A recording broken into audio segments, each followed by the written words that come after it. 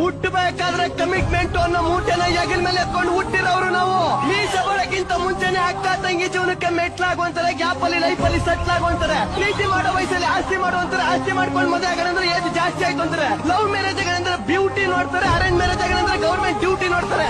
ಏನು ಬೇಡ ಸಾಯೋವರೆಗೂ ಸಿಂಗಲ್ ಆಗಿ ಇರೋಣ ಅಂದ್ರೆ ಅಲ್ಲೇ ಮಗ ಬಂದು ಅಂಕಲ್ ಅಂತ ಕರೀತಾರೆ. ಹಂಗೋ ಕಷ್ಟಪಟ್ಟು ಒಂದು ಹುಡುಗಿನ ಇಷ್ಟಪಟ್ಟು ಮದುವೆ ಆದಂತ ಇಟ್ಕೊಳ್ಳಿ.